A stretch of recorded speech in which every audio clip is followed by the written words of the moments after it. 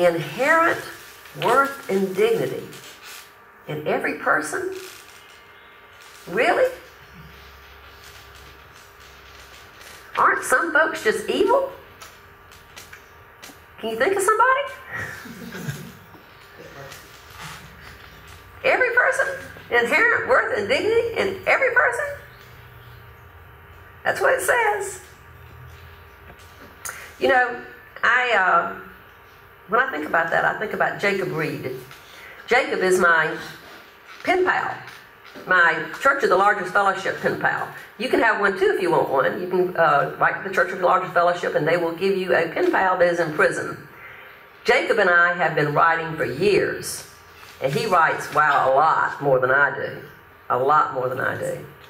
And Jacob is such an inspiration to me. He's in California. Such an inspiration. His letters inspire me to try to do the best I can because he's doing the best he can. He's just awesome. He likes that word, as you see. In fact, this letter, the reason I copied this letter and put that up there was because I was working on this and when I was down at St. Simon's, when I was working with the other congregation, and I was working on this sermon, and I happened to have that letter sitting on the table, so I took a picture of that. But all his letters are just outstanding. So as you see, he starts off this letter, he says, Dear Jane, life, and he likes to do this, make up these a little bit, life, which means life is found, love is found everywhere, is awesome. In fact, it is super awesome. I am likened to an antibody. I am super positive in a world of hyper-negativity. I heal people of the disease of fear, hatred, anger, greed, selfishness, and anger. Both staff and patients are getting treated for these diseases by my just keeping up my positive attitude in this hospital. He's been moved he served his sentence in the California prison. He's been moved out now to a mental hospital, awaiting time for him to go on to trial in Washington State, where he probably will serve the rest of his life in prison there. Okay, so he is doing all kinds of things and considers himself, he's given his life over to trying to help others that are in his situation. And he really is, to me, sometimes I think, well, that's the epitome of inherent worth and dignity. It's Jacob Reed. But at some point in time, Jacob decided to tell me why. I didn't ask, but he said, I want to share with you why I'm here, why I am in prison. And he said, I will understand if you never write back to me again. In fact, I'm expecting that you probably won't. But I feel like that we've been connected so long that I should share with you. And he did share with me why he was in prison. And it was pretty shocking. And I was glad that I already knew and loved and cared for Jacob Reed and knew of his worth and dignity and knew of his goodness. Because probably if I had known this first, I would never have begun to have any kind of writing back and forth with this man. But I didn't, and I continued to write to him and continue to encourage him. I see Jacob now as a good person. He is a good person that had a bad condition that is now controlled with medication. It's under control now. But Jacob is a good person, and he has inherent worth and dignity, which makes me feel like sometimes these folks that we see as others, that Samaritan that's not supposed to be any good, does have inherent worth and dignity. Does have. But look around here at us, you know? Now we know, I know that you are good people. I know most of you. There's some of you I don't know yet, but even you, I feel like you walked into this building this morning, so you must be a good person. If you're going to come into my service, you got to be a good person. You have inherent worth and dignity, so we know we're good. We're good. But what about the others?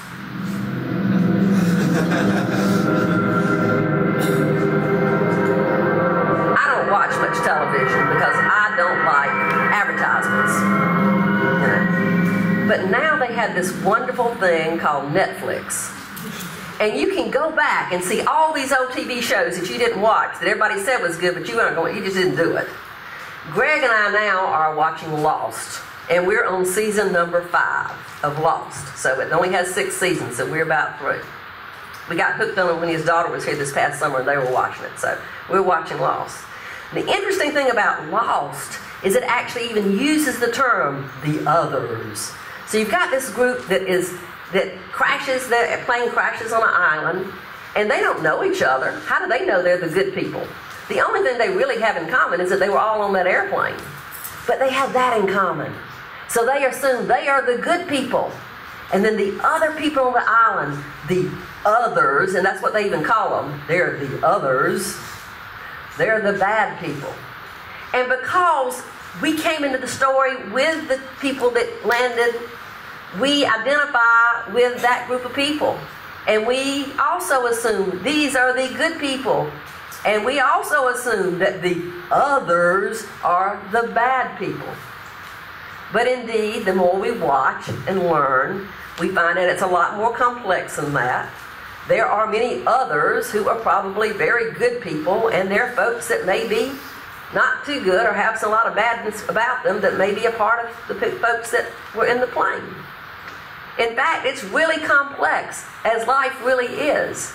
It's not that easy to decide who has inherent worth and dignity. And maybe then everybody does. The problem with this is when we look especially now with Facebook and social media and even with other things, we are encouraged to look at society and people in binaries. It's almost like we're pushed to those extremes. And so we have this continual struggling with binaries that we struggle with and we know other folks struggle with. So it's not only good and evil, right? I don't normally ask for audience participation, but I'll ask you to shout out. I'll give you one of them. Liberal and conservative. You know? One of them's got to be good. Yeah, liberal and conservative. What are some other binaries that people push us into? Just shout them out. Rich and poor? Yes, rich and poor. I'm going to stand here silently till somebody shouts something out. Smart or stupid? Yes. Looking at your education level. These people are smart. These are the stupid people, or educated and uneducated. Able-bodied and disabled. Yes, able-bodied and disabled. How do we put ourselves in those things? We sang about some of them, gay and straight, you know? Black and white. Black and white. Or white and people of color. Citizen, non-citizen. American or foreigner. And we do this with so many binaries. And then we come to think of some as more human and some as less human in some way. And we're encouraged sometimes to do that. In fact, the military encourages it, of course, because you got to go kill people. And how are you going to kill somebody with inherent worth and dignity? So you have to think of folks as less human. And indeed we do. If we just maybe hear on the news about all these refugees, and well, that's sad. You know, that's too bad. But then sometimes some things happen that make us see, gosh, that's just not a number. And sometimes it's pictures that we see in social media or on the news. This one got the attention of lots of folks, you know, because all of a sudden now, oh my goodness, there's a baby washed up dead on the beach. And that tugs at your heart, and you think, now wait a minute. I don't know that I can just ignore this. Here's another one I found, some economic refugees from the Sudan. This one didn't get as much attention. But it's several folks washed up on the beach, and you wonder, why didn't, you know, little children get a lot of attention. But some are grown folks, and here you see people of color, or some, do they not need washed up on the beach dead bodies as much attention? But again, it tugs at us and says, wait a minute, I don't know that I can just ignore that. So folks are coming, and they have this terrible crisis now in Europe, and we've had crises here too, of course, periodically. Terrible one right now, that we can say, well, that's their problem. We've got an ocean between us. But isn't it the world's problem? Can we ignore this? They're coming by boat. They're coming on foot. Crossing borders with fences up in any way that they can. crowded onto small boats that can be easily overturned. As far as the eyes can see, people in crisis. And what are they saying? They're saying it, they're sharing it. Help us. Help me. Help me. So can we be like the priest and the Levite and cross on the other side? What do we do? Now it's hard for us when we're this far away to think about what we can do. And I sort of rationalize, well, what I do is I give to the church, the Unitarian Universalist Service Committee, because they partner with people on the ground over there. But at least I can try to do something, you know. I don't think I can just walk away and not attempt to at least reach out in some ways. Then we have things here at home, too. This past year, we've had a lot of attention that's been brought forth to Black Lives Matter. And why does that come up so much in the past year? And why do people even say this term? Why is it even a movement? Because our society has seemed to act like, in some ways, especially with law enforcement, as if black lives don't matter. And so, this past June, at our Unitarian Universalist Association, the folks said, we want to join in with this movement and lift up this Black Lives Matter movement. Some people say it's a leaderless movement, that it's just a ground to happen when somebody happened to do a hashtag. But it's not a leaderless movement, and I want to make that clear. It has leaders. And again, sometimes when the women are leaders, for some reason, they're not recognized as leaders. But these three women began this movement and are active in it. And it is a groundswell kind of movement, but it does have leadership. And actually, these women are also leaders in the queer community. So they're coming together and saying, we want to make Black Lives Matter. You know, we want to make sure we lift this up. And then other folks, well, what about, should we say all lives matter? Well, of course all lives matter.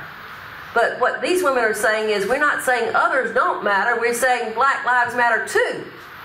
And we're not seeing that with what we're seeing in some of the news. So that's what they're trying to lift up. What happened, though, after Unitarian Universalists got involved, even some Unitarian Universalists were like, oh, I don't know about that, if we should get involved with that.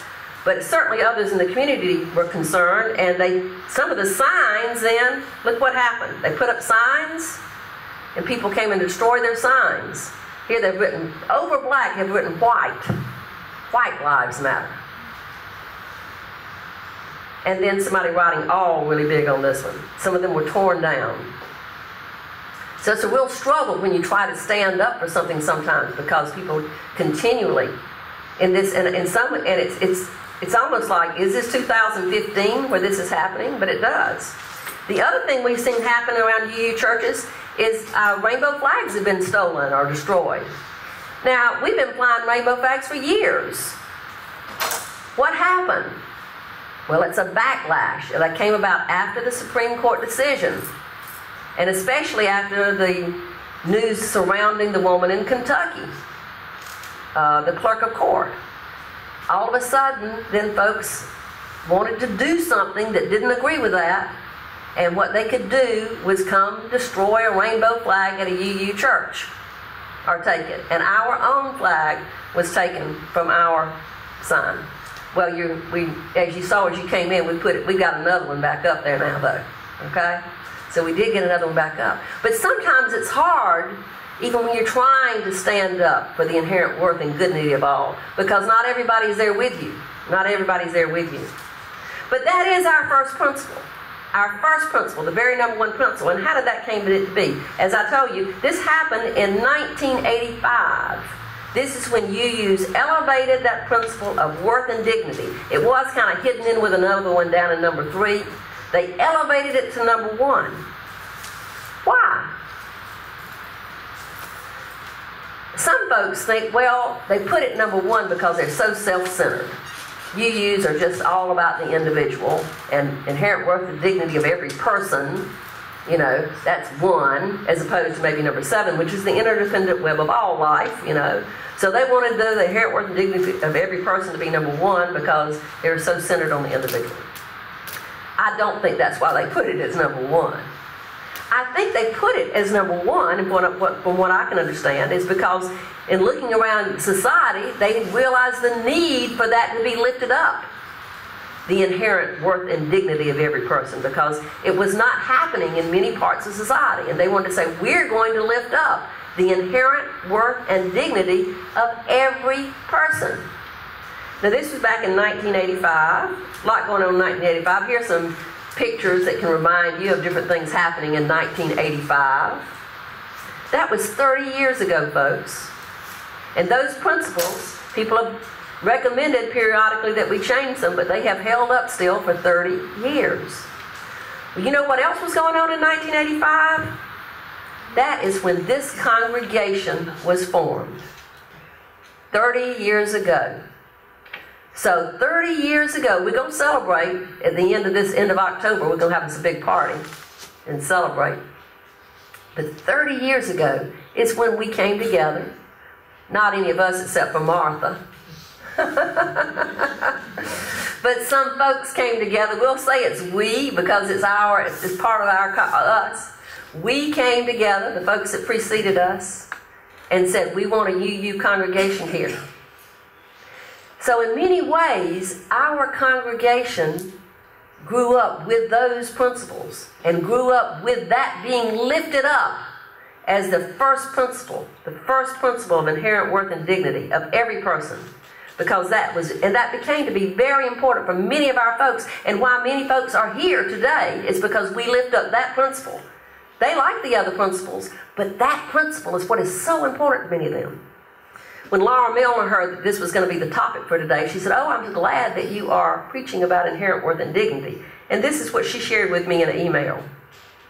She said, Marky, that was a former president that we had, Marky's regular recitation of that principle as part of her weekly welcome hooked me on UUFS from the beginning. I'd never attended a church that said outright and even implied that such respect for all people. The phrase inherent worth and dignity of all would have been blasphemous in the Baptist church of my youth. The opposite of evil, dirty sinners in need of cleansing and saving. Now, all these years later, I still consider that principle the most important one. It defines us, sets us apart, drives us to look first for the good, the beauty inside. Not race, gender, orientation, money, or anything else, but to look first for the goodness inside. So, do we do that? Do we do a good job living up to our first principle? Yes or no? Yes, I think I would check yes in many ways, especially in our children's RE, with what we do in our children's classes. I am so very proud of what goes on back there in those rooms. My grandson, JD, who's now 18, that is now back there helping with the children, when he was in elementary school, he was very skinny. He still is thin, of course. Slender young man, has it in his genes. But he was so thin that the kids at school made fun of him. They would tease him a lot. And so because of that, he always wore a long sleeve shirt or a jacket, even if it's hot. He wouldn't let his arms show. And sometimes if you forget, I'd have to go back home. If I was taking him to school, I'd have to go back home to get it, because it was so important to him that he had that on. Well, one day I was taking him to church, and he didn't have it on. He had a short sleeve shirt on. I said, JD, do you want me to go back home and get your long sleeve shirt or your jacket? And he said, no, Nana Jane, they don't tease me at UU. They don't do that. We don't tease each other. I said, hallelujah. You know, I was so, I don't know, it just lifted me up that my grandson had said, we don't do that at UU. They don't tease me. I can wear a short sleeve shirt there. Now that's a minor little story, but I think it shares what we're about here and what we hopefully are sharing with our children and how they treat one another. Not only here, but hopefully back when they go back to school as well. So we do try to do that in many ways, and we try to do it as we work in the community. One of the best things we've done is getting involved with Rebecca's Cafe and feeding loads of hungry people. We can reach out and do those things, and be happy to do it with others. We have even partnered with a Baptist church, Magnolia Missionary Baptist Church. Now, here's my friend Judy. We're washing dishes there. Sherry got that picture of me looking ugly with my hairnet on and my plastic apron. But that's all right. So we're back there washing dishes, and me and my friend Judy, you know, if we were to have discussions about theology, there's not a lot we would agree on. You know, we'd have some pretty big disagreements there on some of those things. But Judy's a good person, and I think she thinks I'm a good person. We look beyond a lot of those other things, and we look for the goodness within one another because we're there for the same purpose, and that's to feed hungry people. And we can look beyond some of the other differences. That's what we're called on to do, I think. And about that, I think we do a pretty good job with some. But I don't think we do a good job with everybody. If you look back at the story we told, and think about that Good Samaritan story. If you think about it, Jesus could have chosen anyone to be the good neighbor. But he chose the person that was the oppressed person, the Samaritan. He was talking to a group of Jews who looked down upon the Samaritans, called them unclean, half-breeds. You know, they don't worship God in the right place. They would walk all the way around the country rather than go through it. But he chose the Samaritan to be the one to lift up. And in this story, as you see, the Samaritan reaches out to the person that's oppressing him. He reaches out to find the inherent worth and dignity of his oppressor. And that's where I think we fail as Unitarian Universalists. We do a good job in some areas. But when we think of folks that we think of as oppressors, as the folks doing the oppressing of others, do we reach out to them and try to find the inherent worth and dignity in them? It's harder. It's harder to do that. But that's what I think we have to do. We have to find the inherent worth and dignity of those folks as well, and call on them to be in love with us. Not romantic love maybe, but a bigger kind of love. Now, can you think of somebody in your family or in your community that you see as that oppressor that you would have a hard time doing that with? Do you think there's some way you can try a little harder to see the inherent worth and dignity and reach that person? Reach out to that person in a good way? Now, don't start with somebody like Donald Trump. I'm not asking for a miracle here, you know. You don't start with that. I mean, we could build up to that maybe. But someone else, somebody else. That's what we need to do, to reach out and try to have people come together on things we can come together about in love, and then maybe after a while they can understand why we are pushing for some of the other things we are too, and have a better feeling about that. And they can come eventually to stand on the side of love with us. I have seen it happen. I have seen it happen. It can happen that folks who disagree with us on some things, after they get to know us, can come to understand and stand with us. And indeed, I find myself understanding some of their things a little better as well, just by getting to know one another and having a better understanding. We can stand together on the side of love. I'm going to ask you to stand, if you in body or spirit, with me now, and we're going to sing a song about that Amy Carol Webb wrote. And you don't have to play because it's on here. It's called I Will Stand With You. We're going to sing this. Go sing with Amy. I will stand with you. Will you stand with me? We will be the change that we hope to see. In the name of love, in the name of peace, will you stand with me? When injustice raises up its fist and fights to stop us in our tracks, we will rise, and as one resist, no fear or sorrow can turn us back. Read the chorus. I will stand with you. Will you stand with me? We will be the change that we hope to see in the name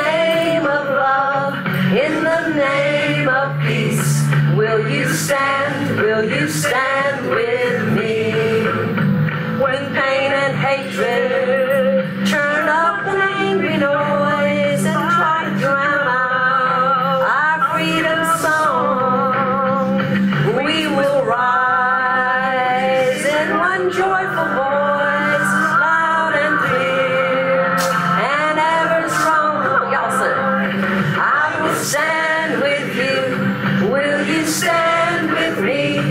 We will be the change that we hope to see. In the name of love, in the name of peace, will you stand? Will you stand with me? When broken hearts come knocking on our door, lost and hungry and so alone, we will reach as we have reached before. But there is no stranger in this our home. I will stand with you. Will you stand with me? We will be the change that we hope to see.